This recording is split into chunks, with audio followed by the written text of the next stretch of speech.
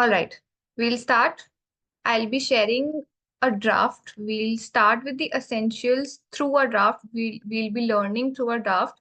But before we begin, we have to understand why is drafting so essential? To understand that, we have to know any pleadings that take place before any court.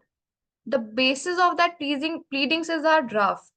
The reliance for any court case that goes is flowing from the draft of the complaint that we file. And why is it so essential? Because it is our drafts which tells our story to the judges. So our draft has to flow in such a way that it tells the story of what has conspired with us, what is the series of events that has taken place from the beginning to the end. And it ends with us asking for a relief. We have to make sure that the way we put across our draft ensures that our relief seems linked to those facts. It shows that this is the relief that we deserve because these series of events have conspired. Now, under RERA Act, it is Section 31 which allows any aggrieved person to file a complaint before the authority or the adjudicating officer. Now, it is the adjudicating officer who has the powers to decide on cases pertaining to compensation. And it is the authority which has powers to decide cases pertaining to, let's say we have a grievance regarding delayed possession. If the possession was delayed, the builder has not given us the possession. So we go before the Honorable RERA authority. Now I will be sharing the draft and we'll go step by step to discuss how a complaint is to be drafted, what are the essentials that we have to keep in mind while drafting a complaint. Does anyone have any questions? Is my pace understandable for everyone? Morning, ma'am. Just a small question. Difference Yes, between sir. the authority and the adjudicating officer here. If you could Yes, just sir. out. What is the difference between the authority and All the? right. So, sir, I believe it we is generally the. I think it's adjudicating officer, which are generally the IS officers who are nominated, so or there's maybe authority. there's no definition as to what the rank the person might hold. For us, they are going to be the judges. So the difference comes from the powers. The adjudicating officer has been entrusted with the powers to decide on matters for compensation. There was a Supreme Court judgment, Newtek, which clarifies that it is the adjudicating officer which has the powers to decide on cases pertaining to compensation. And it is the authority which has the powers to decide cases pertaining to refund or delay possession charges or any other complaints that a aggrieved person might have. For instance, in Haryana RERA, the same adjudicating officer has been entrusted with the powers to execute the complaints. Once the decree is passed by the honorable authority and the builder does not comply with the decree, it is the adjudicating officer who has the power to execute that decree. So that is how it works in RERA, Haryana RERA. Now, this may vary from RERA to RERA because it depends on the state RERA rules. But one officer is entrusted with the powers to execute the decree. In Haryana RERA, that is the adjudicating officer, and it is the same officer who listens to compensation complaints under Section 18.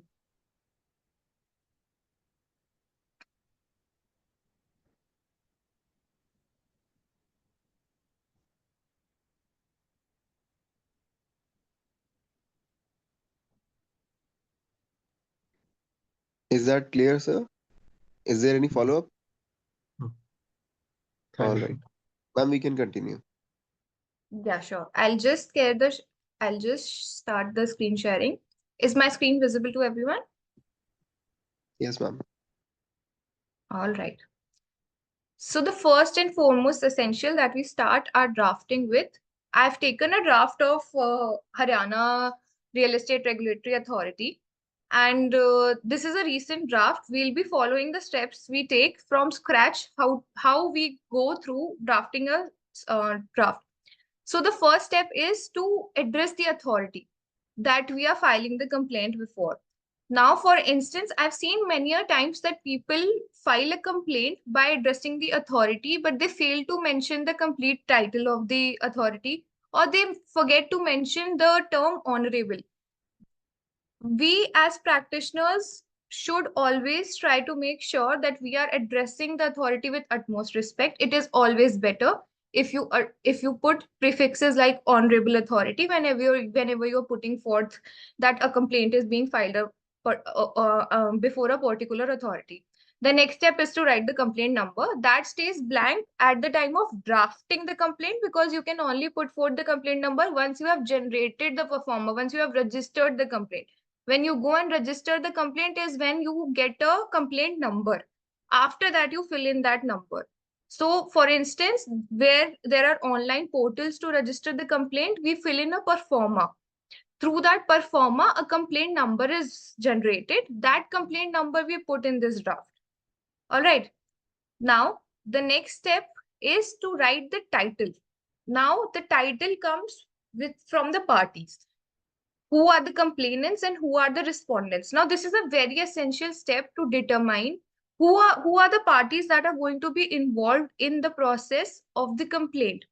The respondents are going to be, in case of RERA, it is always the promoter that is going to be one of the respondents, except for the cases where we are going forward to file a case against, let's say, RWA or maybe the agents. So, except for real estate agents, it is always the promoter of the project that is one of the respondents. Now, there are instances where a particular unit has been allotted to, let's say, 2 people, but it is just one of them who goes and files the complaint. So, in that circumstance, the other person being an allottee for the same unit, not being present in the memo of the parties, makes the complaint non-joinder of necessary parties. In that instance, the memo of the parties has to be amended. Now, to make the process easier for the authority as well as for us, and for speedy remedial of our grievances, we should always ensure that the memo of parties lays down each and every party involved for the adjudication of the matter. For an instance, a husband and wife have gone and applied for allotment of a unit. So when they are allotted the unit, they go forward with a grievance, then it is the name of both the husband as well as the wife that will come in the complainants. It will not just be the husband thinking ki, oh, I am the husband, or oh, I am the wife, so I can take a decision on his behalf. That is not the case. Then there are cases where the allottee is residing outside India. So that person should give a proper power of attorney, a special power of attorney, to any person who's residing here and signing on behalf of that person. So to ensure that the remedy is speedier and the other party does not raise these technical issues before the authority, we have to ensure that the memo of parties is elaborate and specific. With that, we have to ensure mentioning the correct address for correspondences, because all the notices from the court are going to come on that address that you put in the memo of parties. There's phone number, there's email. Since everything is digital now, it is very important to ensure that you're putting in the correct email credentials, because many of the services these days are made through email IDs, and people at times do not receive it because they have not filled the memo of the parties correctly. Now, moving on to the respondents. Now, as I mentioned, that it is one of the promoters of the project who is going to be the respondent. Now, another respondent could be the broker through whom we contacted the builder to purchase the unit. It is the broker who represented us the facts that the project is going to be such and such, and then it didn't turn out to be the same way. That is why we are filing the complaint. So in that case, we will involve the broker. It could also be the maintenance agency of the project. If we have some grievance regarding the charges that the maintenance agency is charging, which were not disclosed to us in the builder buyer agreement, then we can always add the maintenance agency. Then other circumstance could be that we in projects where the project is being developed under a joint venture with the landowners. So in that circumstance, if the BBA, if the builder buyer agreement does not specify that the landowner is in no way involved, we have to make the landowner the party to be on a safer side to adjudicate the matter, so that this issue is not tomorrow raised that it is the landowner who has the hold over the property, it is the landowner who owns the project land. So that is why it cannot be adjudicated like if the landowner is not the party. So it is essential that we follow these steps to ensure that our memo of parties is clear, because ultimately when a decree comes, whoever is mentioned in the memo of the parties as complainants, they are the people who are vested with the decree. They are the people who get the relief from the authority. If your name is not there in complainants in memo of the parties, you can never go to execute that decree. There can be another circumstance where an allottee has passed away and that allottee's legal heirs come in as the complainants. So in that circumstance, it is essential that they place the legal heir certificate or the succession certificate before the authority, as well as the other documents which state that I am the legal heir of this X person. This X person was the allottee of this unit. Hence, I am coming forth with my grievances because this person has passed away and now this property vests with me. Is that clear? Does anybody have any questions? Are we clear with the memo of the parties?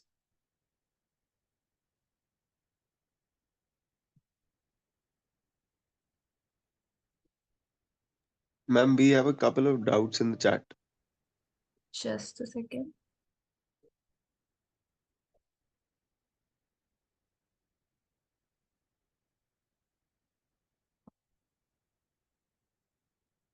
Okay, so we have a question which says that what are the issues and disputes that can be placed before RERA, and what is the jurisdiction or the subject matter or the pecuniary jurisdiction? Okay, so for RERA Act is a special enactment that has been enacted to address the grievances of all the home buyers. It is not restricted to just flats or apartments per se. It includes any property that a allottee is buying, an allottee being the buyer in this case. So RERA Act defines allottee. An allottee is a person who goes to buy a property from a builder, XYZ person, who is developing a property. Now, the act says that it has to be a property which is more than 18 apartments. If a developer is developing more than 18 apartments or more than 500 square yards, then in that circumstance, the person becomes a promoter, and whoever is buying that property from that person becomes an allottee.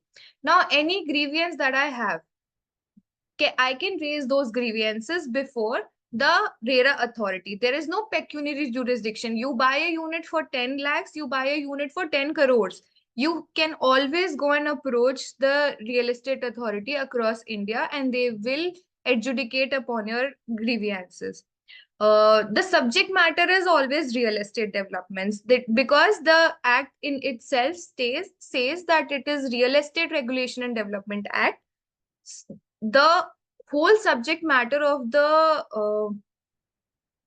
mechanism revolves around resolving grievances that come up through real estate developments. And the issues can be raised for, so I'll give you an example. The majority of the issues that are faced by the allottees is either there is something called a due date. So whenever you execute, you enter an agreement to sell, agreement to buy, a builder buyer agreement, whatever nomenclature is used, when you enter that such agreement with an allottee, they provide you with a timeline. Obviously, you would want to know if it's an under construction project, till when will you get your home? Till when will you get your shop? So in that circumstance, for instance, that person, that builder has promised me to give me my unit by 10th of February 2024. And I keep following up. I've paid the money. I've paid him the charges that he's asked from me. I keep following up, but that person is not delivering the project to me. And I have reached February of 2025. Where do I go? Who is going to help me out with this problem? Then you go and approach the Real Estate Regulatory Authority. That is where you will go and raise your grievance that this is what was promised to me by this builder and he is not delivering on the promise. This sort of complaint, you can always pray for a relief of handing over of possession, as well as there's something called delay possession charges. These delay possession charges you get when a builder has delayed delivering the project beyond the timeline that was promised.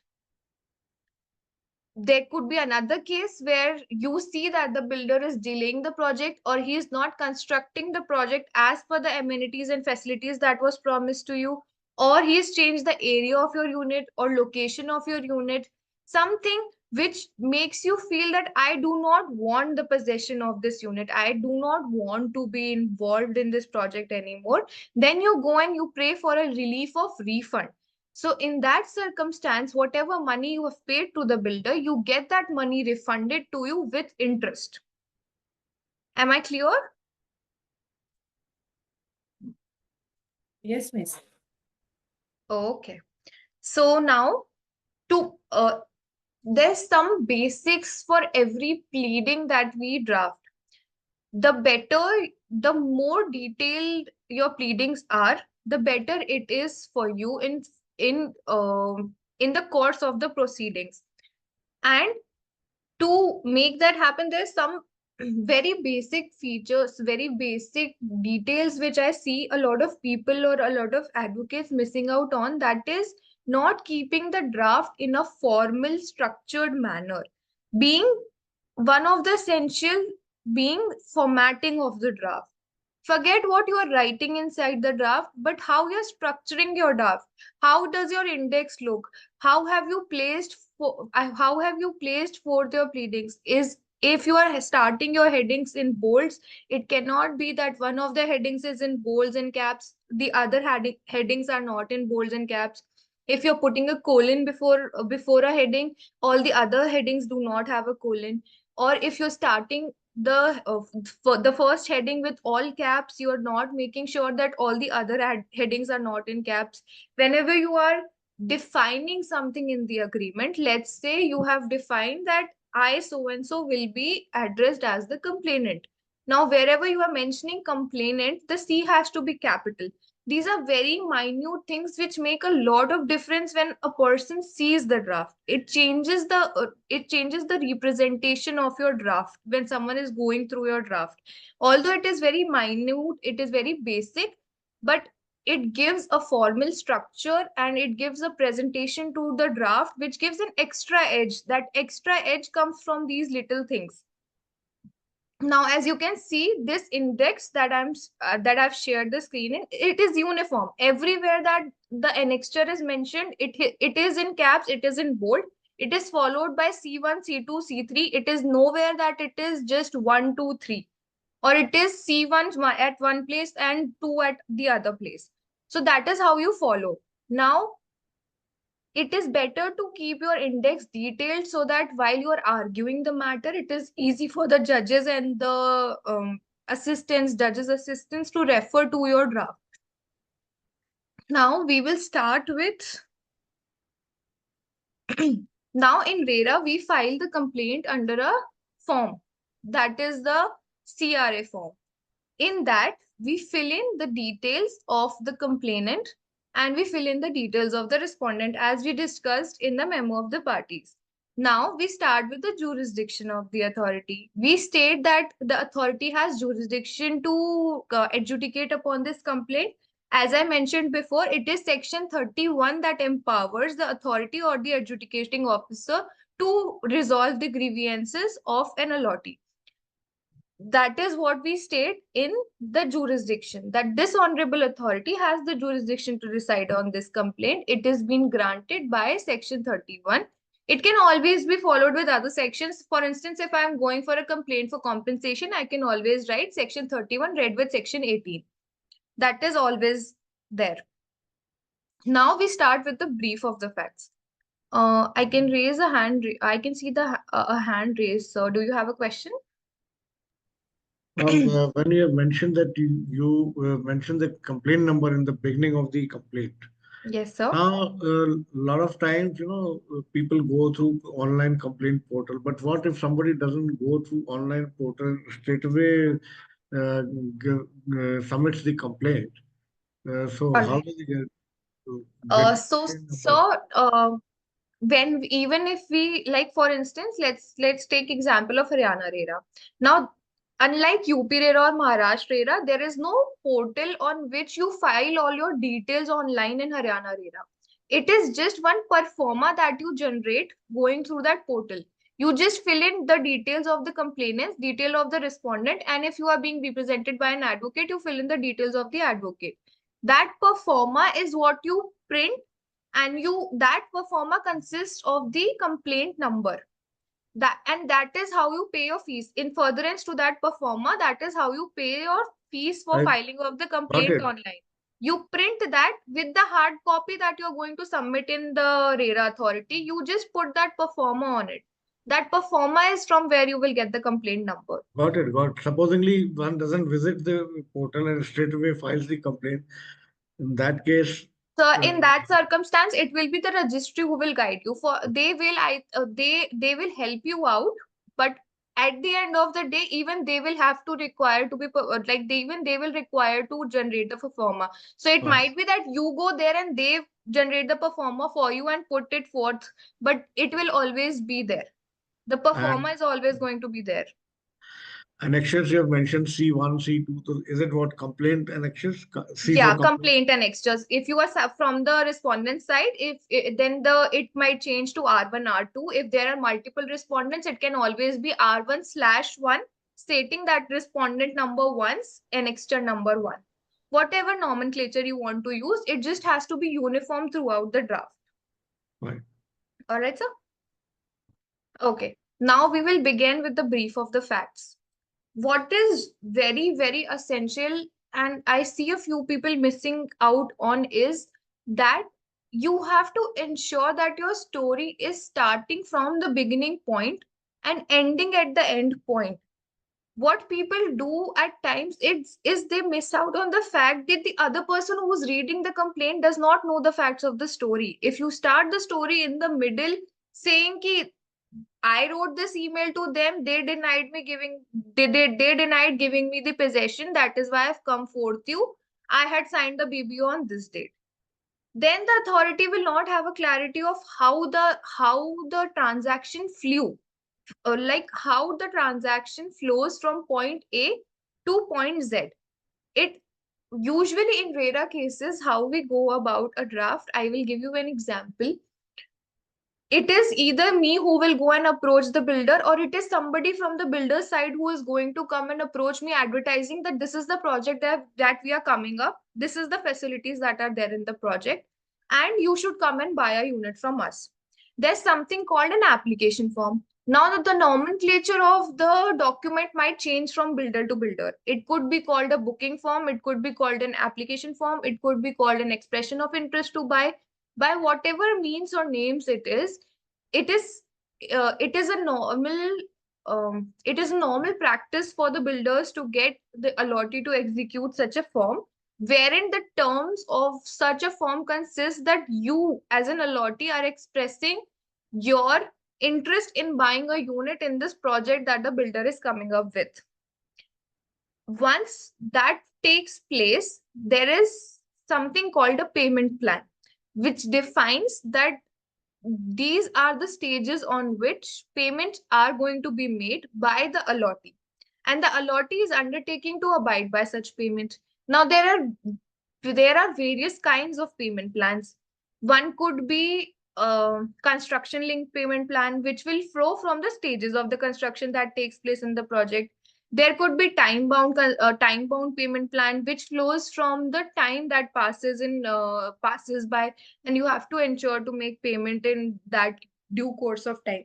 Now, the advantage with construction linked payment plan is that if the builder, for whatever reasons, stops the construction in between and still raises the demand for, let's say, if the demand says it is to be raised on the lying of the 10th floor, slab of the 10th floor, and when you go at site and you see that the construction has been done only till the 6th floor, the builder cannot oblige you to make payment for that 10th floor demand. Whereas in time linked plan, it is per se that if 36 months have passed and the payment plan says that this installment is due on the 36th month from the date of allotment, then you will have to make that payment irrespective of what the stage of the construction is.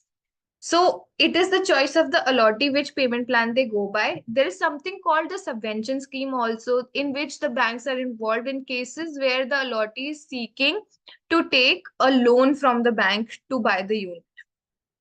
Now, if we move further, let's say we have filed an application, we have taken an application form, or we have submitted an application form, may or may not be there depending on the project, but then there is something called an allotment letter. So the moment we file the application form, we put forth the money for the booking amount.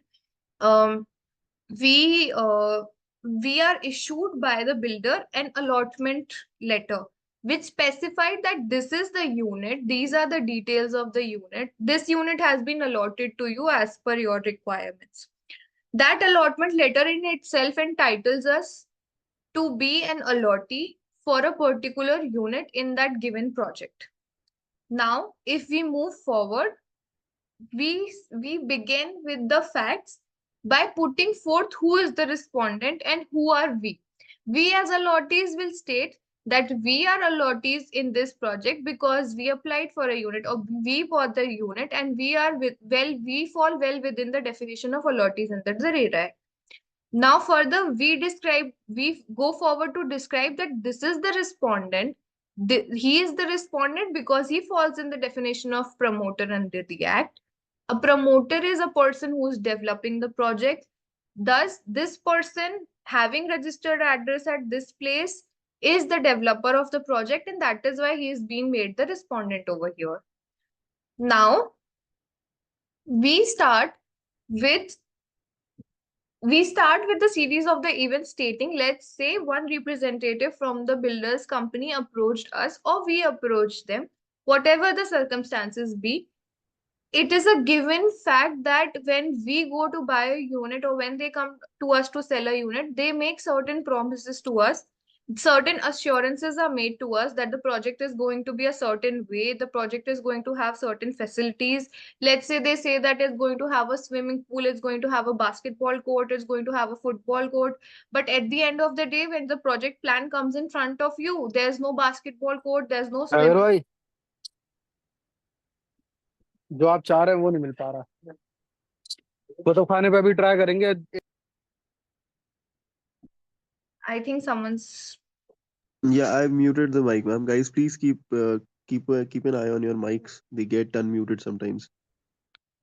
All right, we'll continue further. So then we go forward to mention that this is the details of the project that is there and what kind of unit did we apply for. It is always better to define that we were going forward to buy a plot, or we were going to go forward to buy a 2 BHK flat or a 3 BHK flat or a residential floor. It is better to always define that this is the reason why we put in our hard-earned money to buy this for the purpose, whatever purpose we may state. Obviously, it can always be a commercial unit as well. Then we go forward to mention the details of the allotment. That allotment letter states this was the detail of the allotment letter. And then we go forward to put in the details of the buyer's agreement or agreement to sell. There are various nomenclatures that are used for this agreement. It could be buyer's agreement, space buyer's agreement, agreement to sell, builder buyer agreement. Now, this is very, very important because this is the document that lays down the nature of the transaction, the parties, liabilities, and obligations for both the parties, not just the complainant, not just the builder, but for both the parties. Now, it is the builder buyer's agreement which provides for the details of the timelines when the project is to be delivered. What are the specifications that are going to be there in the project? What is the payment plan that is going to be followed? What are the circumstances if the builder defaults? Then what are the remedies available to the allottee? Or in case the allottee defaults to make payments, then what are the grievances that what are the steps the builder can take towards those grievances? He may charge interest or he may terminate our unit. all of those terms and conditions are put forth in the builder buyer agreement. So whenever we are drafting a complaint, we have to be very, very cautious of what are the terms that are given in the builder buyer agreement. And it is very, very essential for us to put forth that this is what the term of the builder buyer agreement said, and this is what has happened in reality. We have to draw the contradiction that has taken place between the builder buyer agreement as well as the series of events that has happened, showing that this is how the builder has violated the builder buyer agreement. Now, there could be circumstances wherein the agreement in itself was so arbitrary or so one-sided, favoring the builder so much that it was of no help to us being an allottee, and we had to sign it because we were in dire need of buying the unit. So we can always put forth that the law does not allow for a one-sided arbitrary agreement to be executed, and the terms of the same cannot be binding on us. One such example could be that in case I default to make payments of any of the installments, I will be charged with 18% interest. But if the builder delays to hand over the possession to me or delays the construction of the project, then he will only be liable to pay 5% of interest. Why this disparity? That is the kind of comparisons that you have to draw to show if you are contesting the builder buyer agreement.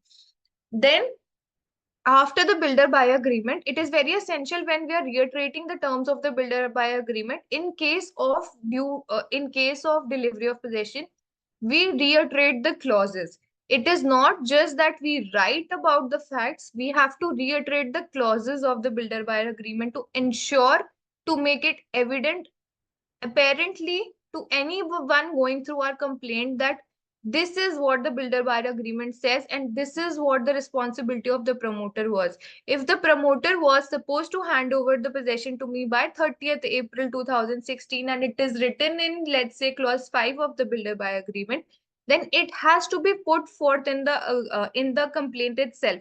Just annexing the builder buyer agreement is not enough. It is always better to reiterate the clauses that are relevant. That being said, we will move forward. Okay, now there is something called a model agreement. For instance, Haryana RERA rules 2017 provide for a model agreement. That model agreement specifies the kind of clauses and terms that should be there in an agreement. So for instance, if you have executed an agreement which is not in lines with the model agreement of the state rules, you can always draw a comparison between those as well, stating that this is what the rules prescribe and this is how the builder has gone against those rules to put forth terms which are arbitrary, which are one-sided, and that is the reason why they should not be made I should not be made obligated to follow those terms. Then after that, we have to show that how is it that the demands, in most of the cases, the issue is raised regarding the payments that we have made.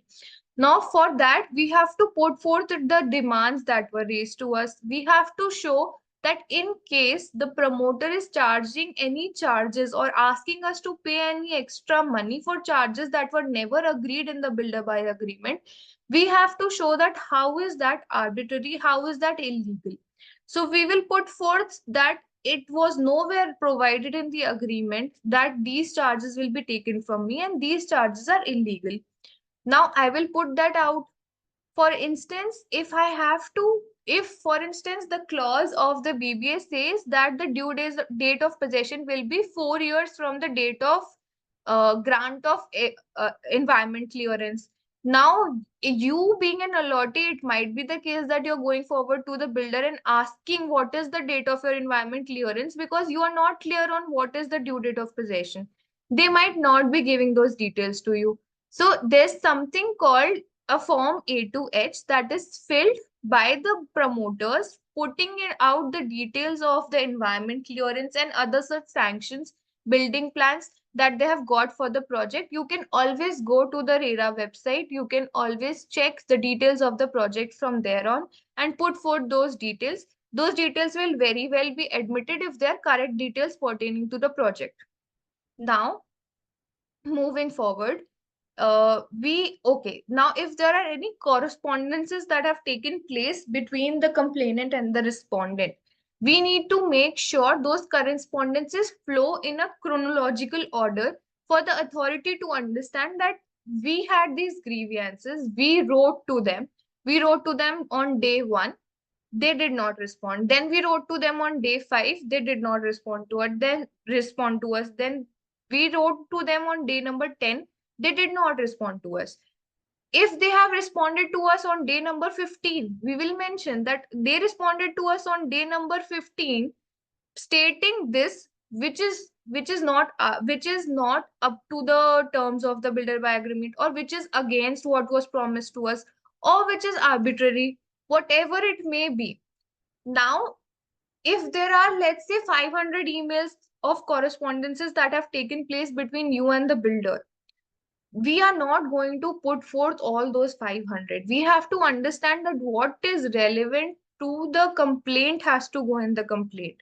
Correspondences of the builder wishing you on Holy Diwali greetings will not go in the complaint. We have to know what are the essentials that are required for the complaint, and only those correspondences which are pertaining to the complaint will go in the complaint, not the other correspondences. We don't want to make our complaint very lengthy, very thick, very tiring for any person to go through. We want the essentials to be there. We want the essential documents to be there, and we don't want the essence of our correspondences to be missed out because it's so voluminous. So we are going to only put forth the important correspondences that are there.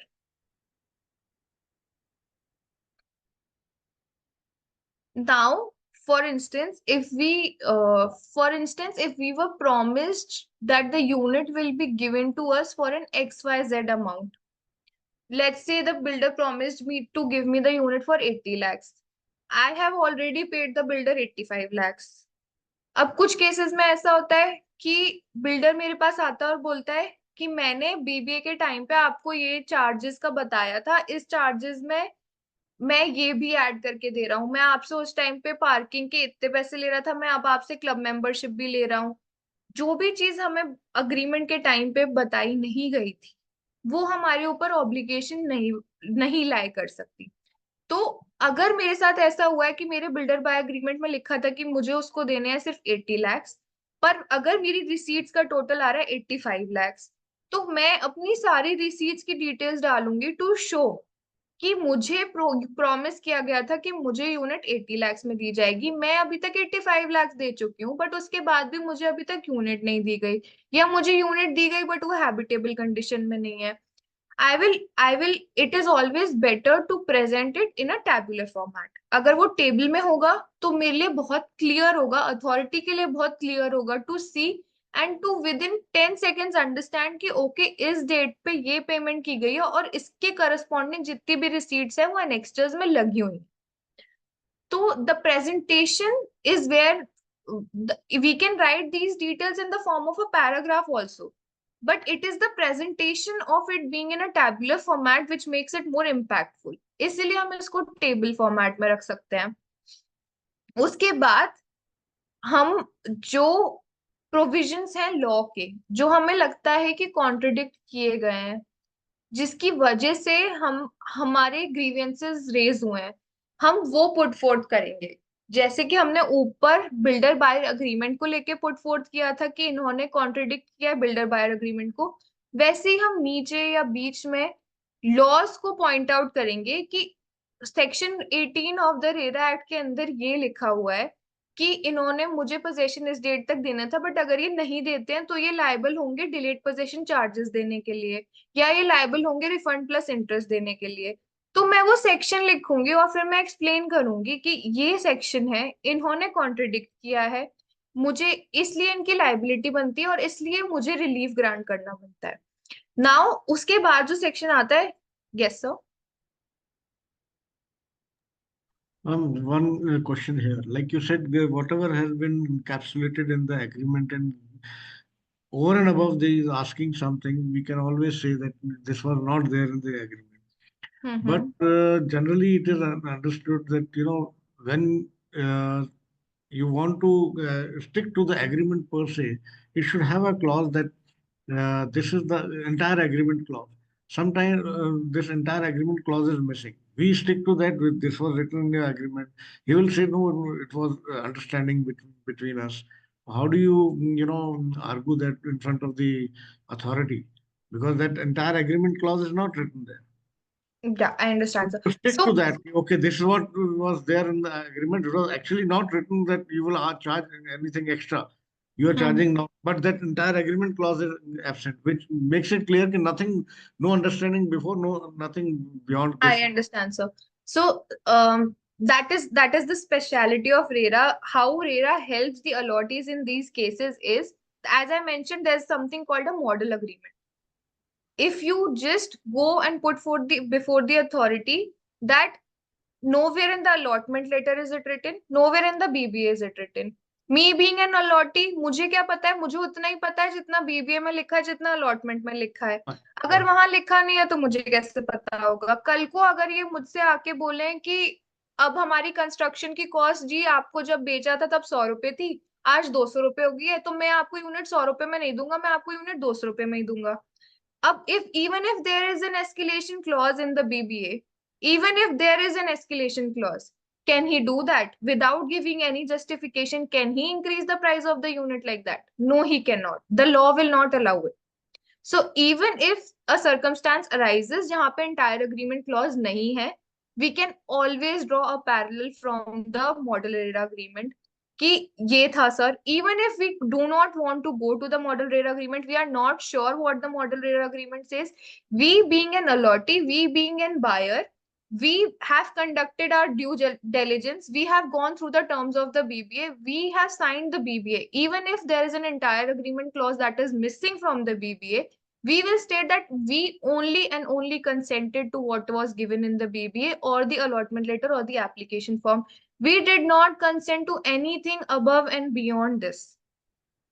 And even in that circumstance, even if it is given in the BBA, if it is something arbitrary or one-sided, we can always put it forth. There are multiple numerous judgments which say that one-sided or arbitrary agreements or terms binding the other party will not be allowed. So in that circumstance, also, even if it is there in the BBA, but it is arbitrary and we have some basis to prove that it is arbitrary, we have some precedents to prove that it is arbitrary, we can always put it for the court and they will allow it. Alright, sir? I see a question in the chat box which says that is section 65B certificate necessary? So RERA follows a summary procedure. So it is not strictly bound by the terms of the Evidence Act, but it is better always to be prudent to always put forth the 65B certificates if you are attaching any emails or photographs. If you're attaching photographs, we suggest that you put in the date and the timestamp, and you there's one very slight trick that you can always follow. You can always have the newspaper of that day very evidently showing the date and the day on the newspaper, and you can click the picture with the newspaper being in the hand, and then you can go forward to click the other pictures showing that this picture was taken on this date. So yeah, it is not a requirement by law. If you do not put the 65B certificate, it is not that the authority might dismiss the evidences that you are putting forth because it's a summary procedure. But being diligent is always good. We can always put it forth. There's no harm in doing that. I hope that was clear. Yes, ma'am. Thank you. Can I ask one more question? Ma'am, there is a normal practice wherein the builders, once the builder buyer agreement is signed, if that happens, in case the lottee asks for something, let's say the waiver of transfer charges, there's a normal practice wherein they say, we'll send you an email. The builder buyer agreement is already signed. Now, in future, there is a dispute. Will that email, that once email sent or the correspondence supersede, or the BBA will supersede? So the email is sent after the BBA has been signed and it's been registered. Okay, so if you have signed an agreement which states that there will be transfer charges applicable on you if in case you go forward with a transfer, however you go and you are in good terms with the builder and he allows you to he admits to waiving of those transfer charges, and in furtherance to that he lets the transfer take place after waiving of the charges. So what you have to do is you have to put forth the series of event in a structured manner that, see sir, on October 16, 2010, 15, let's say we signed this BBA. This mail has come to me on 10th of October 2017 because of the correspondences that took place between me and the builder. I have consented. It is with the consent of both the parties. The email has come from the official ID. It is not some random email ID that I've got this email from. And it has come to my email ID. Thus, it should be binding on both the parties. Now, it is a question of fact. So I cannot give you an affirmative answer that yes, the authority will uphold it, or no, the authority will not uphold it. But in all likelihood, the authority should consider it that yes, this is what was consented to, and the promoter is bound by it. Thereafter, he cannot go and say that I am going to cancel your transfer if you don't pay me the transfer charges. Once he has written to you consenting to it that yes, your transfer charges have been waived off. In all likelihood, if you put forth this before the authority, they should concede that yes, this is how the events took place, and the builder cannot go back on what he had promised to you. Okay, ma'am. Thank you. All right. The most essential part of any draft, the entire reason why we are going and filing a complaint is for the relief that we are seeking. Now, many a times it happens that people do not put forth the relief that they are seeking in the complaint, or they do not specify the exact relief that they are stating. They might write a mixed up relief, or they might forget to mention the specifications of what they are seeking from the authority. Now, the relief can be divided in two parts. It can be an interim relief and as well as the relief sought. An interim relief is the reason why we put forth before the authority that even during the pendency of the complaint that is lying before the authority to be adjudicated, मैं ये चाहती हूँ कि मेरी rights protected रहे. कहीं ऐसा ना हो कि मेरे complaint file करने की वजह से ये builder कल को जाए और मेरी unit cancel कर दे. तो that is why हम अथॉरिटी के पास जाते हैं, बोलते हैं हमें in the due course of proceedings, जब तक ये मैटर एडजुडिकेट नहीं हो जाता, आप प्लीज ये इंटरिम रिलीफ ग्रांट कर दीजिए कि कोई थर्ड पार्टी राइट्स मेरी यूनिट पे, जो यूनिट मुझे अलॉटेड है, उस पर क्रिएट नहीं की जाएंगी तब तक जब तक ये मैटर डिसाइड नहीं हो जाता.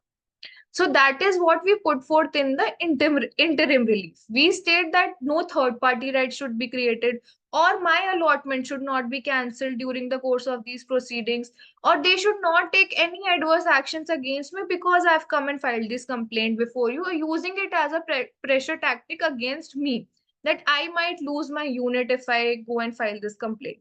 So that is what we put forth in the interim relief. Now we go to the relief sort. Now in the relief sort, it is very, very, very essential for us to know the entire structure of our complaint will flow from what relief we are looking forward at. If I am going forward for a relief जहाँ पे मुझे possession चाहिए unit को और मुझे delayed possession charges चाहिए, so I will very specifically in my draft write all the provisions regarding the possession that are there in the builder buyer agreement. I will mention सारे permissions जहाँ से मेरे due date निकल के आती है. I will specify all of that if I am looking forward for a relief of DPC. On the other hand, if I am going for the relief of refund, I will say मैंने इस date पे payment करी थी. This is how he is contradicting from what was promised to me, and this is the reason why I don't want this unit. My entire focus will not be just on the delayed possession, क्योंकि जरूरी नहीं है कि सिर्फ delayed possession की वजह से मैं चाहूँ कि मैं refund ले लूँ और मैं अपनी complaint के साथ proceed करूँ. हो सकता है कोई और reason हो जिस वजह से मैं refund चाहती हूँ. सिर्फ कंस्ट्रक्शन डिले ही एक रीजन नहीं है. हो सकता है उन्होंने मेरी यूनिट चेंज कर दी हो, मेरी यूनिट का एरिया छोटा कर दिया हो.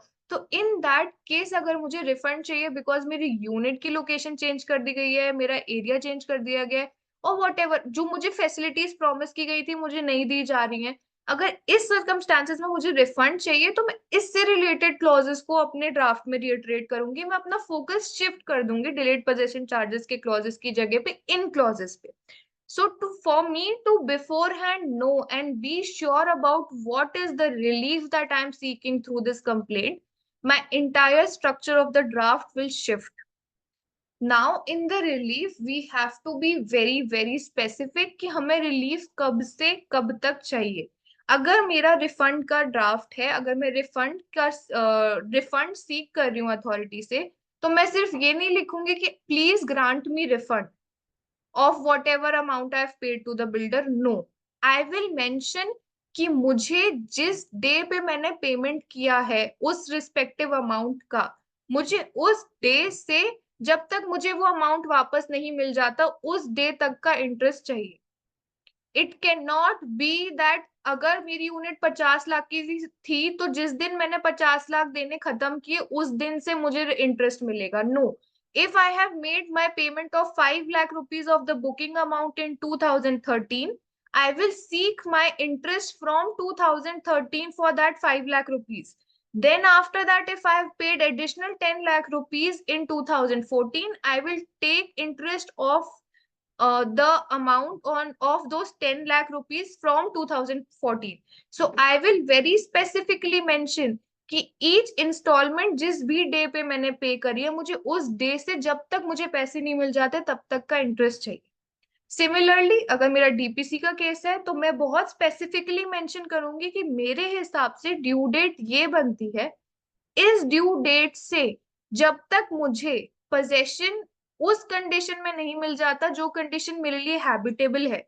सिर्फ ये नहीं कि उसने मुझे पोजेशन ऑफर कर दिया, अगर व्हाट इफ उसने मुझे पोजेशन उनको ऑक्यूपेशन सर्टिफिकेट मिलने से पहले ही ऑफर कर दिया है, उस केस में मेरा possession legal, offer of possession legal ही नहीं है.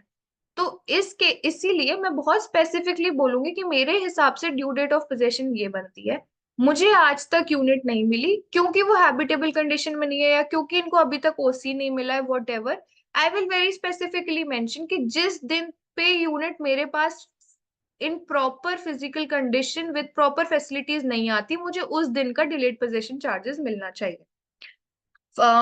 Then if we are contesting the charges, मैं बहुत स्पेसिफिकली मेंशन करूंगी कि मेरी ऑफर ऑफ पोजेशन की डिमांड में ये चार्ज नंबर 1 2 3 4 5 आर्बिट्ररी है, इसको सेट असाइड करना चाहिए. ये चार्जेस बिल्डर मुझसे नहीं ले सकता, इसलिए ये चार्जेस कैंसिल कर देने चाहिए. या फिर अगर कोई ऐसा केस है जहां पे उसने मेरी यूनिट को कैंसिल कर दिया है तो मैं बहुत स्पेसिफिकली लिखूंगी कि मेरे यूनिट का टर्मिनेशन इस बिल्डर ने एलिजिटली इस लेटर के थ्रू किया है और मैं चाहती हूँ कि ये टर्मिनेशन सेट असाइड हो जाए क्योंकि ये टर्मिनेशन लीगल नहीं है. I will never leave my relief in वेग terms, leaving any room for any confusion. My relief has to be very specific and exactly stating what I want from the authority. For instance, if you see this relief, see how detailed it is. We have very specifically mentioned each and everything that we require. It flows in about 12 pointers, very specifically clarifying कि हमें क्या relief authority से चाहिए, हम क्या seek कर रहे हैं और किस reason की वजह से seek कर रहे हैं. Then obviously the complaint ends with us stating कि ऐसी कोई similar complaint किसी और कोर्ट में पेंडिंग नहीं है एंड हमने जो ड्यू फीस थी, लीगल चार्जेस थे टू फाइल द कंप्लेंट वो पे कर दिए हैं, उसके डिटेल्स ये हैं. Then we give our list of enclosures and if it is through an advocate we provide the details of the same. I hope that is clear. If anyone has any questions.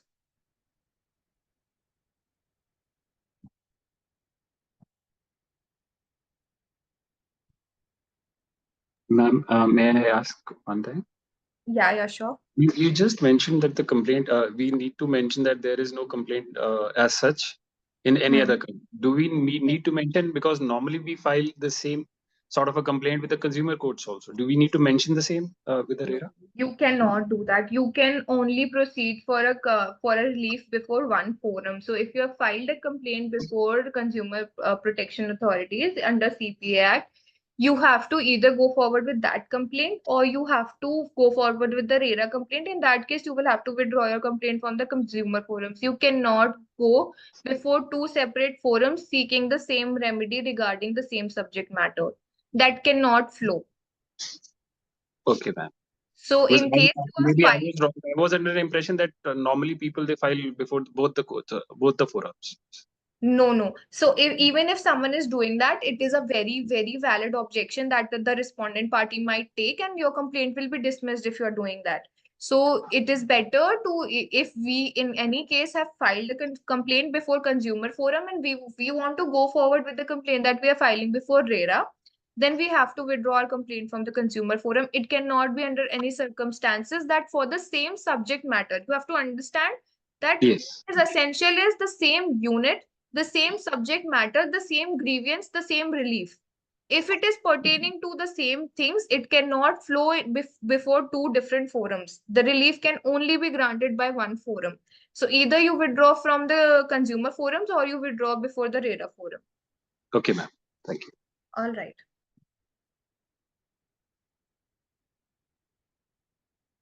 Anybody else who has any questions? Ma'am, if the possession is not given in time, if I am right in understanding that the interest will be given from the last date when the last payment was made, or if the payment was made in installments, then the moment the payment was made, so different rates of interest will apply on different installments that were made.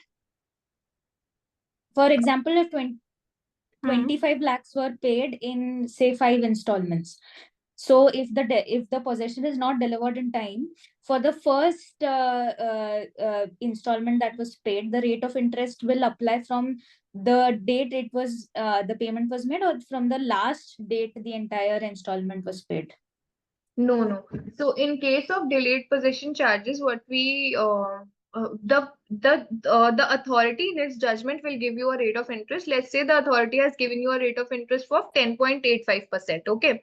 So now if I have made a payment of 5 lakh rupees 10 years ago, I will apply that. I will not apply from that 10 years ago in case of delayed possession. In case of delayed possession, the due date plays a very important role. So the interest in case of delayed possession will only flow from the date that the authority has given. Let's say the authority gave you the date that the delayed possession, the due date of possession in your case was 10th of February 2020. Okay, and we are sitting in 2024. Now the authority is stating that from 10th of February till the actual handover of possession, you will get delayed possession charges. So in case of delayed possession charges, the entire amount which you have paid as on 10th of February 2020, which is your due date, from that date onwards, you will be charging interest on that amount. However, it is not so in case of refund. In case of refund, if you have established that the promoter is liable to pay interest and the authority has passed an order that you are liable to be receiving interest from each date of payment till actual realization, then that 5 lakhs that you paid 10 years ago, you will charge interest from that date on which you made payment of that installment till you get the money back. So it has to be distinct. In case of DPC, the interest will flow from the due date of possession. And in case of refund, the interest will flow, if the decree says from each date of installment, then it will be from the date you made the payment on. Is that clear? So ma'am, everything has to be pre-decided in the agreement itself. Agreement plays a major role. Agreement does play a major role, but it is ultimately the authority that will decide. So जब आपकी decree आती है, उसमें बहुत clear specific terms में लिखा रहता है कि दिस इज द रिलीफ जो आपको ग्रांट हुआ है. Agreement plays a major role, yes, but आपके अग्रीमेंट में कभी ऐसा नहीं लिखा होगा कि अगर मुझे आपको रिफंड करना हो, मी बीइंग अ प्रमोटर, मैं कभी अपने अग्रीमेंट में, अगर मैं प्रमोटर होती तो मैं कभी अपने अग्रीमेंट में ये लिख के नहीं दूंगी कि अगर आपने मुझे पेमेंट 10 साल पहले किया है तो मैं उस डेट से आपको इंटरेस्ट दूंगी जब तक आपको मैं पैसा वापस नहीं कर देती अगर मैं डिफॉल्ट करती हूँ तो. कभी भी कोई भी प्रमोटर लिख के नहीं देगा. सो इसीलिए it is the authority, that is why we are before the authority to grant us that relief. तो हमारा ये जो रिलीफ है वो फ्लो करेगा हमारी डिक्री से. जो अथॉरिटी हमें रिलीफ देगी, आपका कैलकुलेशन हमेशा डिक्री से फ्लो करेगा, बीबीए से नहीं। अगर बिल्डर ने आपको बीबीए में लिख के दे दिया है कि मैं आपसे डिलेड पेमेंट का 18% इंटरेस्ट चार्ज करूंगा, वो अथॉरिटी अपहोल्ड नहीं करेगी। अथॉरिटी इक्वल इंटरेस्ट लगा सकती है आपके ऊपर और प्रमोटर के ऊपर, बट अथॉरिटी वही अपहेल्ड करेगी जो कि उस पॉइंट ऑफ टाइम पे लॉ में चल रहा होगा। For instance Gurgaon RERA rules से MCLR प्लस 2%, जो रेट ऑफ इंटरेस्ट बैंक्स में चल रहा होता है उसके ओवर एंड अबव 2% देते हैं। फॉर इंस्टेंस अगर आज की डेट में 8.5 चल रहा है, तो अथॉरिटी मुझे 10.5% रेट ऑफ इंटरेस्ट देगी। हाँ, अगर वही मैंने डिफॉल्ट करा हुआ है पेमेंट में, अगर इवन इफ मेरे बीबीएम में लिखा हुआ है कि मुझे उसको 18% देना पड़ेगा अगर मैं डिफॉल्ट करती हूँ तो, बट अगर अथॉरिटी ने अपने ऑर्डर में लिख दिया कि मैं भी सेम MCLR प्लस 2% देने के लिए लायबल हूँ, तो फिर मुझे उतना ही देना पड़ेगा, मुझे उसे 18% नहीं देना होगा। और मैम जैसे इंस्टॉलमेंट्स में पेमेंट हुई है, तो पहले इंस्टॉलमेंट की जैसे पहले पेमेंट हो गई है, तो उसमें ज्यादा इंटरेस्ट मिलेगा हमको क्योंकि लंबा पीरियड हो गया, हाँ, सो में टाइम भी के हिसाब लास्ट से इंस्टॉलमेंट के बाद से मिलेगा? जैसे जिस प्रकार में लास्ट इंस्टॉलमेंट में पेमेंट की गई होगी उस हिसाब से मिलेगा, कि फर्स्ट इंस्टॉलमेंट के लिए अलग मिलेगा? ऐसा होता है कि नहीं, सिर्फ नहीं लास्ट इंस्टॉलमेंट से ही चालू होता है? नहीं, रिफंड के केस में again it depends on the authority granting the relief, but the general pattern is कि अगर आपने एस्टैब्लिश कर दिया है कि आपका कोई डिफॉल्ट नहीं है, प्रमोटर का ही डिफॉल्ट है, तो फिर जिस इंस्टॉलमेंट के आपने पेमेंट करी है तब से लेके फ्लो होगा जब तक आपको पैसे वापस नहीं मिल जाते। Again very very subjective to authority ने क्या ऑर्डर पास किया है। Everything that is going to come out of the relief that you seek will be based on the degree. Authority ने जो डायरेक्शंस दे दिए वही फॉलो होंगे। लॉ में ऐसा नहीं लिखा है कि उस इंस्टॉलमेंट से टिल पेमेंट तक मिलेगा। It is the authority who decides. अगर अथॉरिटी को लगता है कि पहले 2 इंस्टॉलमेंट्स में प्रमोटर की कोई गलती नहीं थी, तीसरे इंस्टॉलमेंट से प्रमोटर की गलती थी, तो हो सकता है कि अथॉरिटी ऑर्डर में ये लिखवा दे कि पहले 2 इंस्टॉलमेंट्स का इंटरेस्ट आपको थर्ड इंस्टॉलमेंट के साथ क्लब होके मिलेगा, थर्ड इंस्टॉलमेंट से पहले के आप इंटरेस्ट नहीं ले सकते। तो इसीलिए समझ it all flows from the decree. हाँ, it all flows from the okay, decree. At thank the you. End of the day it is what the जज डिसाइड्स। थैंक यू हाँ जी मैम। सर। जी sir. There was a gentleman who I believe Mr. Deepak had asked this question whether we go for the consumer forum or this RERA. He said either of the. Now, at the same time, you can't go, but then I'm getting slightly confused with the judgment of. I'll just read out. Empiria Structure Limited versus what Patni, Anil Patni and others, DL. which it has been. I'll read out in what it has been said in this. Just a sec. It is written here.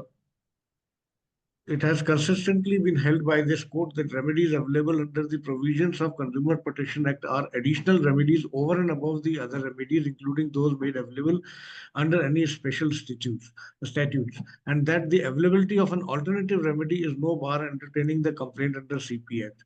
And then Yes. the thing is, it is written on page 42.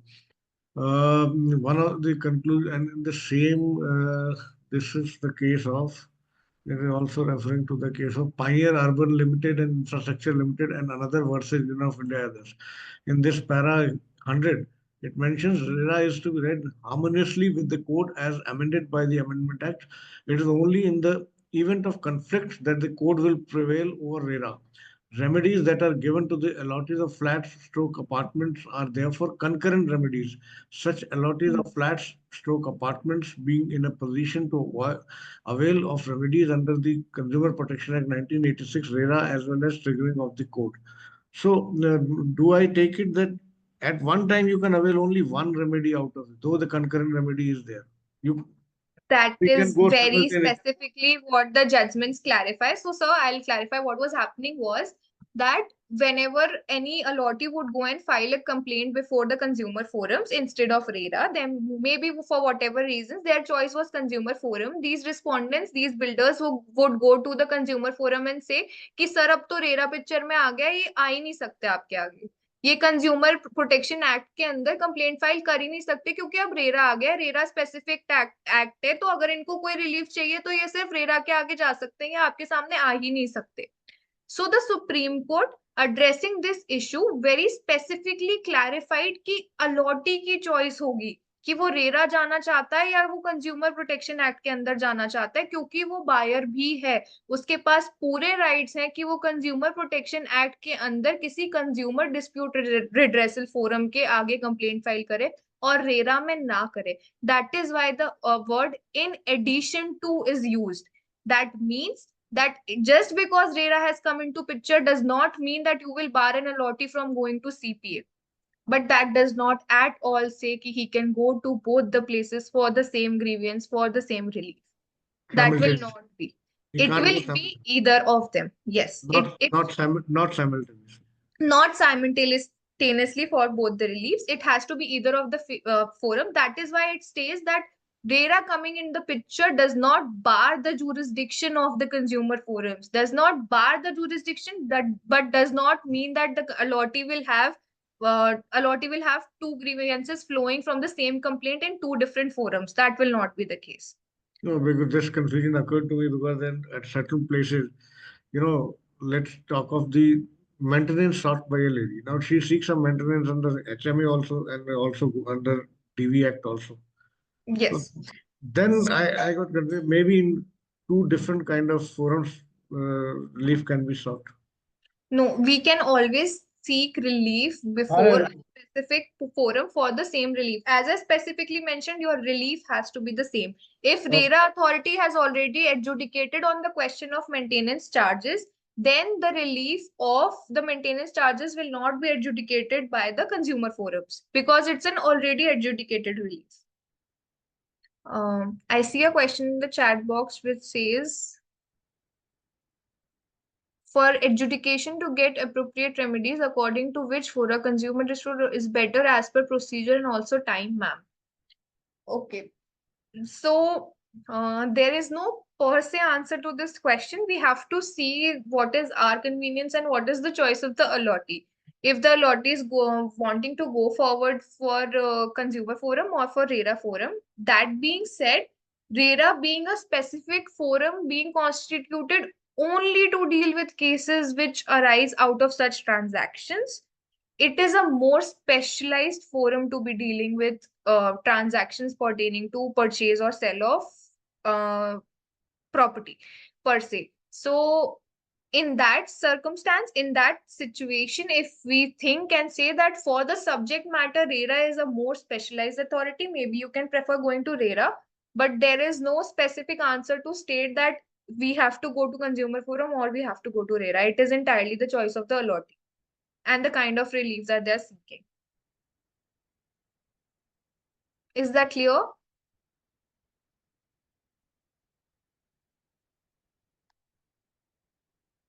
All right. Does anybody have any other questions? Some confusion? Is everybody clear on how to go forward with the complaint, drafting of the complaint? I hope I was clear enough. I could help in some way. Beautifully explained, ma'am. And can we expect this draft to be shared with us? Which complaint this thing is? We will have to check for that. So I think we can arrange something like that. We can arrange a sample, a template or something.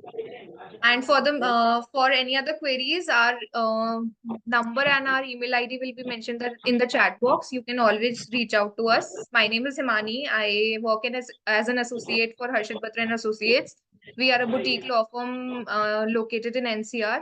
We do a lot of RERA matters. You can always reach out to us for any queries that you might have. I'll put on the email ID of the firm in the chat box as well as the number. Ma'am, I have one question. Yes. Hello. Yes. Ma'am एक unit लिया था तो उसमें builder ने बोला था कि 11th floor तक ही बनाएंगे बिल्डिंग। बाद में बिल्डर को अप्रूवल मिल गया 3 फ्लोर बनाने के लिए, लेकिन एग्रीमेंट में मेंशन है कि बिल्डिंग 11 फ्लोर तक ही बनेगी।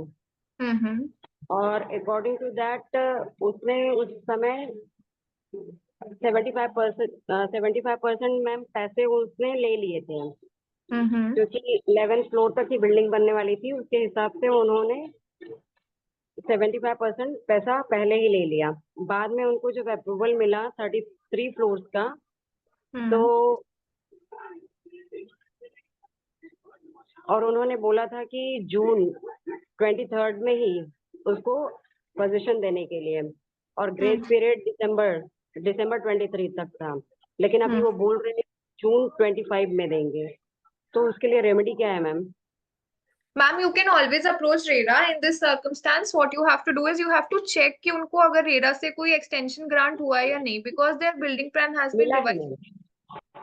मिला मिला है हुआ है. Yeah. Yes. So even that circumstance, ma'am, अगर उन्हें construction करने के लिए मिला है, but आपकी timeline अगर 11 के सी, they will not be getting an OC. So it is always there is something called consent of 2/3 allottees. I am not sure which state you are talking about, but in Haryana RERA, there is a circular which states कि अगर आप कोई notification Maharashtra ma'am. all right. So I think we'll have to check upon Maharashtra RERA following. There is something called consent of 2/3 allottees. अगर आप building plan में कोई change कर रहे हो, structure में कोई change कर रहे हो, तो आपको जो project के existing allottees होते हैं, उन 2/3 of them, majority of them have to give an consent stating that you are okay with such an change happening. Only when Okay. 2/3 allottees give the consent, they go to RERA and they are granted the extension. I'm not sure what the circumstances are. You have to check upon it with RERA. But if it is that the requirement of 2/3 consent of allottees is required and they have not submitted that, you can always go and contest this before the authority that they were supposed to take our consent. They have not taken it. They have gotten the plans revised. And they have gone forward to file. They have gone forward to start the construction, and we have not been provided the handover of the unit. Irrespective of this being said, if your possession clause in the BBA very specifically does not mention कि it will be as per the revised extension date granted by Haryana RERA, if your possession clause mentions a date stating that we will be handed over possession on this date, then you can always go forward and you can always file a complaint stating that the possession that was supposed to be handed over to you is delayed and you are required to get the possession and DPC.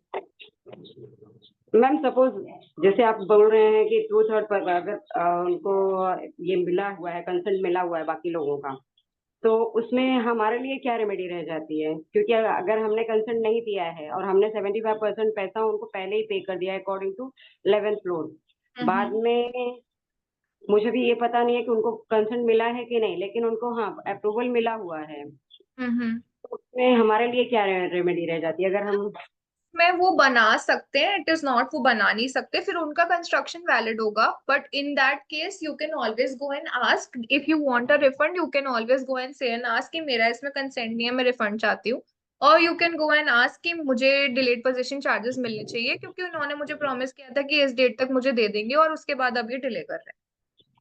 Delay position charges मिलेंगे कि जो हमने पहले पैसा 75% पहले पे किया है उसके ऊपर हमको इंटरेस्ट मिलेगा? मैम जो आपने पैसा पे किया है उस पे इंटरेस्ट आपको तब मिलता है जब आप रिफंड के केस के लिए जाते हैं। आपको डिलेड पोजीशन चार्जेस में भी जो आपने पैसा पे किया है इंटरेस्ट उसी अमाउंट पे मिलता है, बस टाइमलाइन चेंज हो जाती है। जो आपका ड्यू डेट ऑफ पोजेशन था उस डेट तक आप जितना पैसा दे चुके हो वहां से आपको पैसे मिलेंगे till the unit is handed over to you. Interest का अमाउंट अथॉरिटी फिक्स करेगी, बट इंटरेस्ट मिलेगा आपको उसी अमाउंट पे जो अमाउंट आप पे कर चुके हो।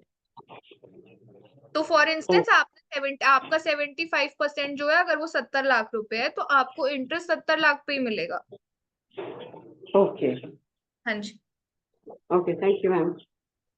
Any time ma'am.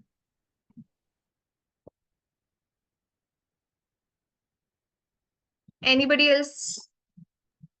Ma'am, I have a small query.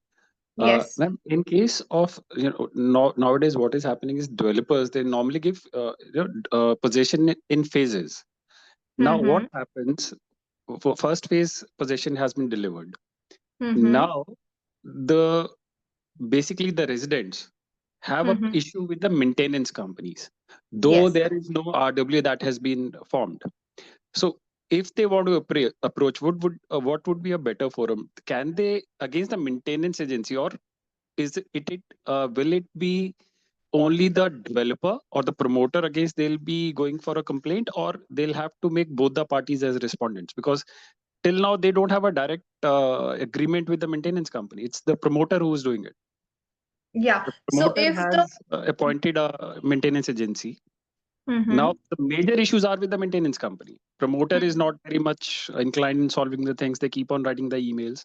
This is what is happening. I've seen in most of the projects. This is a major issue that is coming up. Hmm. So which is a better forum to go, and who will be the parties? The maintenance agency would be a party, a respondent. Yes. So, with respect to who will be the parties, yes, the maintenance agency essentially has to be a party as well as the builder. Yeah, but Because the issue, sorry, I mean, because the members, they don't have a direct contract with the maintenance agency as such. I It's understand. they are in contract with the developers. It's the developer who is appointed an agency, because the full possession of the project has not been given. The RW is not there. Yeah, I understand. So Yeah. that is what I was getting at, that yes, the maintenance agency will be a party. However, the promoter has to be a party because you are at the moment you have a contract with the promoter. Now, the differentiation that we have to draw is what the maintenance clause in the agreement says.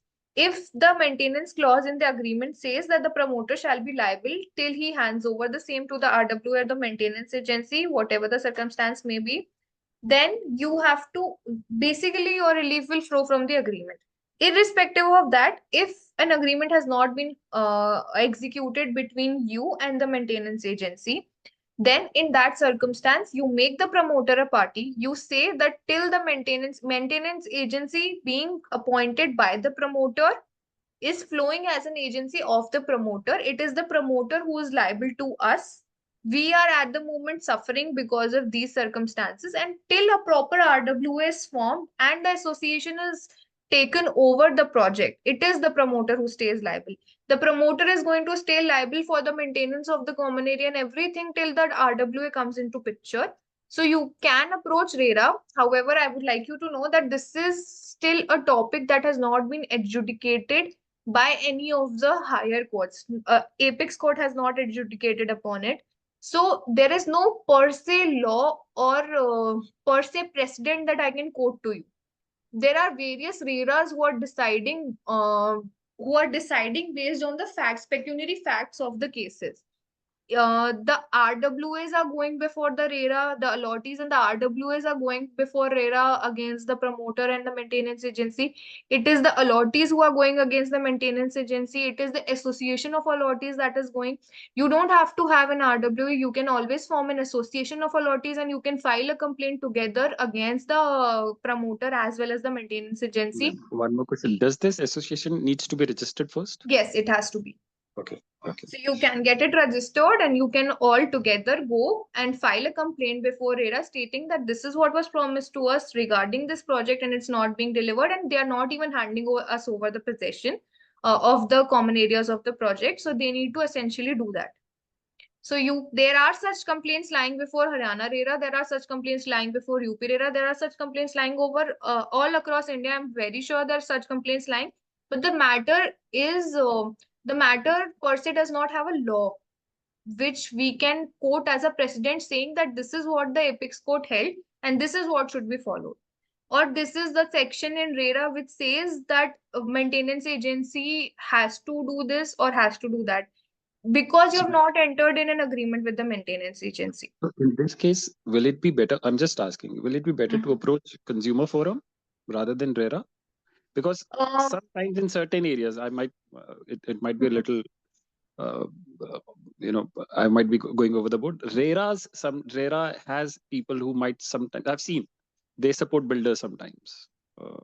Okay. There have been Uh, certain instances. we cannot per Maybe a se personal, yes, anything. maybe a Yeah, personal. so that could be your personal experience, sir. Yes, But what yes. I have seen is all the RERAs are very supportive of the Okay. allottees. They are trying to do their best to ensure that the allottees are getting speedy remedial of justice. So Okay. that is there.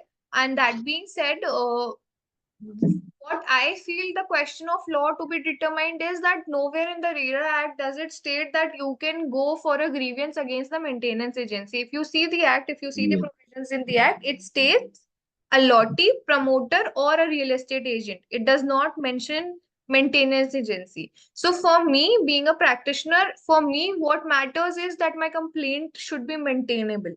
The complaint should be entertained when I'm going before a bench. So for that question, if I want to avoid that question of law entirely, that maybe the authority will not listen to me, then I might go to the consumer forum saying that this is what my grievance is and this is what has happened.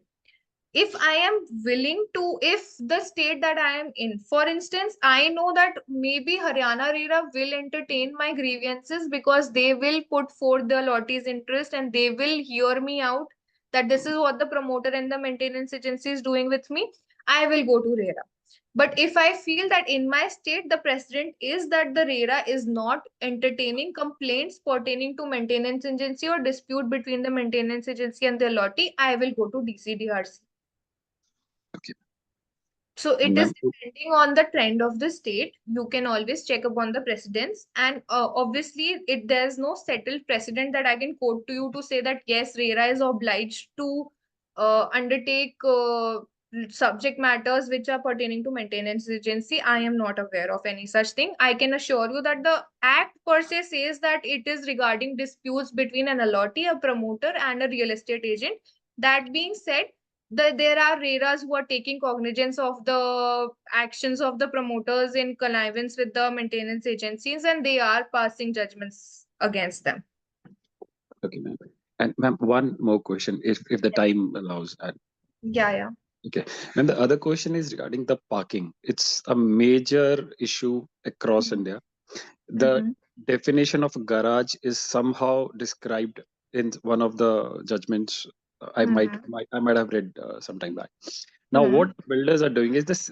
Now they say you can sell a garage, and the garage is defined as at least it'll have the three sided. It has to be covered, two walls and one. It has to be covered from It three has to sides. be a covered parking, Yes. yes. Now they are selling the basements, and they're not covered.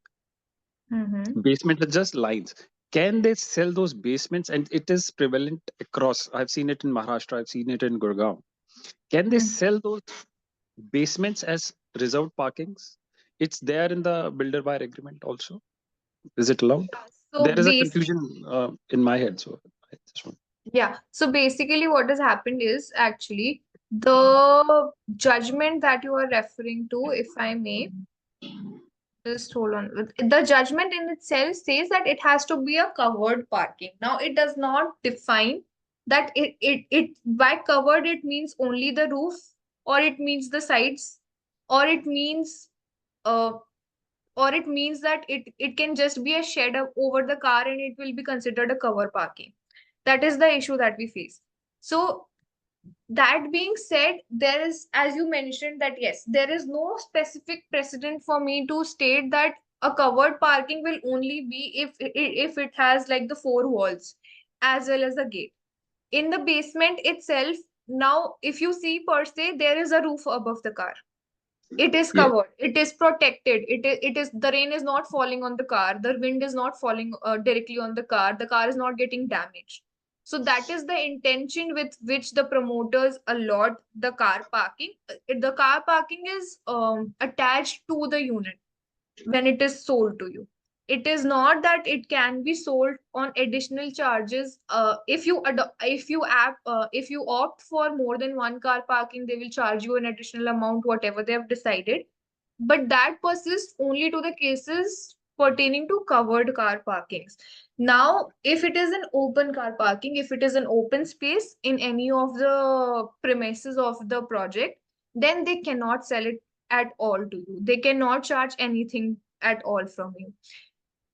The definition covered that the apex court has not clarified is from where all these circumstances. The confusion lies because in one case they've decided what a garage is, and you can sell a garage. And in one, in the same judgment, it's a long time back I read it. They said you cannot sell the open car parking. Now, open is clear when Yes. it can be a stilt level also. Now, Yes. the confusion lies. Stilt also has a roof above. There Correct. is a difference between stilt park, but stilt parkings are not allowed. You cannot sell a stilt parking. But what builders are they are selling the basement parkings. Now, basement, if you see the nature of the parking is almost is same as the stilt parking. It's just that from one you have a wall on one side. That's it. Now there lies the confusion. I just wanted to check on this. Have you been across any judgments or maybe anything Yeah. wherein See, the for basements can be sold? Yeah. for instance, what I know is that Haryana RERA, if I may quote, in one of the cases where a reserved car parking was sold, which was not covered on the top, and they had taken an amount of, I believe about 3 lakh rupees from the allottee. And he had gone forward to contest the same, and the authority very specifically held that you cannot charge such an amount from an allottee for reserving a car parking for him, even if it's an exclusive car parking. You cannot charge such amount. That being said, there is a Supreme Court judgment. If I'm not wrong, it's Nahal Chand. Nahal Chand. I'll just give you the citation if you want. That is the judgment which says that what is stilt parking, whether stilt parking is a garage. That brings out the distinction. So what the court holds in this is whether stilt parking space in a building regulated by MOAF is a garage. The term garage has not been defined in MOAF. Therefore, we need to find what the extent on the scope of the act stays. Keeping under a cover or placing a place for keeping wagons as well as automobiles is how it has been defined. The Conscious Oxford English Dictionary in its 100th edition explains garage as a building for a house or a motor vehicle and establishment that sells fuels. Now, in this judgment, what you were talking about, whether stilt parking space is a garage or not, has been explained in detail. If you could just go through the judgment, if you want the Manu citation, I can give it to you. You can go forward to read this judgment, and I think this will clarify your doubt. It specifically talks about the topic that you're talking about. Thank you, ma'am. Thank you so much. You could just take down the citation of the judgment. Yes. It is Manu SC 0662 2010. It's titled as Nahal Chand Private Limited versus Panchali Cooperatives Housing Society Limited. Thank you so much, ma'am. Thank you. Anytime. I think we have exceeded the time of the session. If there are no further questions, If maybe you we can send your contact details or I've already put it in the chat. Okay. The contact is contact@HBA Legal, and I've put forth a number which you can reach out to us on. And you can always Google, it's Harshit Batra and Associates. We have offices in NCR as well as other places, and we do deal with RERA cases across the country. So you please feel free to reach out to us anytime. And you can always contact the host.